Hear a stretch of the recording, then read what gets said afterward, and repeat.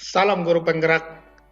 Perkenalkan, saya Reynold Panjaitan dari SMP Negeri 2 Pangururan. Kali ini saya akan menyampaikan pandangan atau refleksi kritis saya tentang Ki Hajar Dewantara.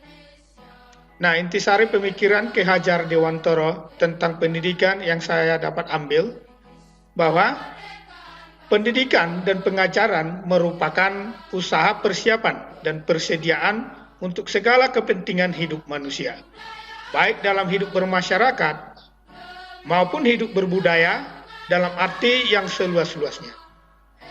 Ki Hajar menjelaskan bahwa tujuan pendidikan yaitu menuntun segala kodrat yang ada pada anak-anak agar mereka dapat mencapai keselamatan dan kebahagiaan setinggi-tingginya, baik sebagai manusia maupun sebagai anggota masyarakat.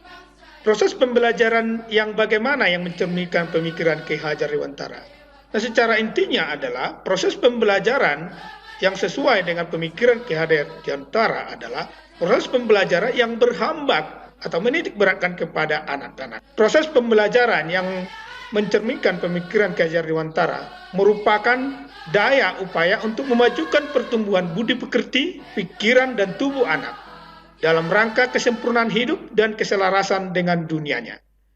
Proses pembelajaran yang mencerminkan pemikiran Dewantara adalah proses belajar yang berhambat kepada anak-anak dengan kebebasan bertumbuh dan kuatnya kodrat lahir anak, membentuk manusia yang seutuhnya atau sebagai pembelajar yang merdeka. Dengan kesadaran pendidikan sebagai Ingarso Sungtulodo, Ing Madio Mangunkarsa, dan Tuturi Handayani dengan tulus tanpa ada beban bagi seorang pendidik. Agar proses pembelajaran yang mencerminkan pemikiran Ki Hajar Dewantara terwujud, maka kita melakukan hal-hal yang konkret. Nah, untuk dapat mencapai komponen tersebut, guru harus mampu menciptakan pembelajaran yang kondusif untuk siswa, karena esensinya dari sebuah pembelajaran adalah bagaimana membuat siswa belajar tentang banyak hal dan bukan hanya tentang materi pelajaran saja. Tetapi sikap dan keterampilan itu harus juga selaras. Ki Hajar Dewantara mengajarkan kita sebagai sebuah arti dalam pendidikan yang humanis.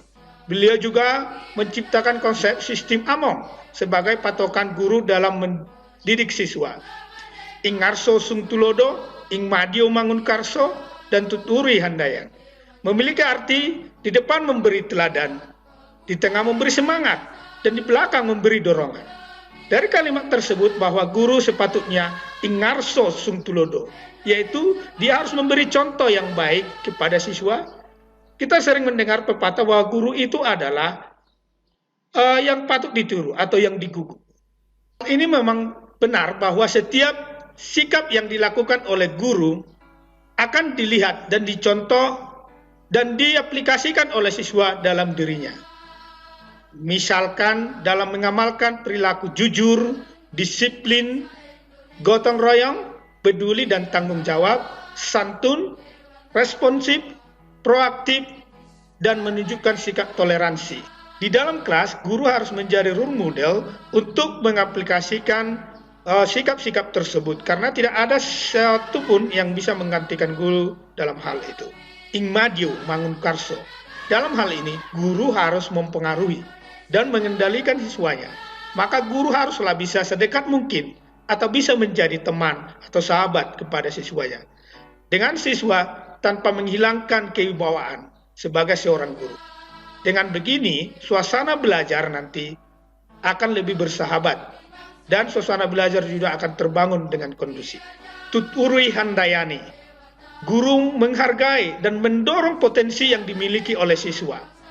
Maka guru harus bisa melihat keberagaman, dalam hal ini tingkat intelektual, bakat, potensi, minat, motivasi belajar, kemampuan sosial, emosi, gaya belajar, dan kebutuhan khusus yang ada pada siswa itu. Dan semua itu harus bisa dikenali oleh guru, kemudian guru harus bisa mendorong dan mempergunakan bakat-bakat tersebut untuk kemajuan belajar siswa. Konsep pemikiran Ki Hajar Dewantara yang sudah saya terapkan adalah memerdekakan belajar siswa.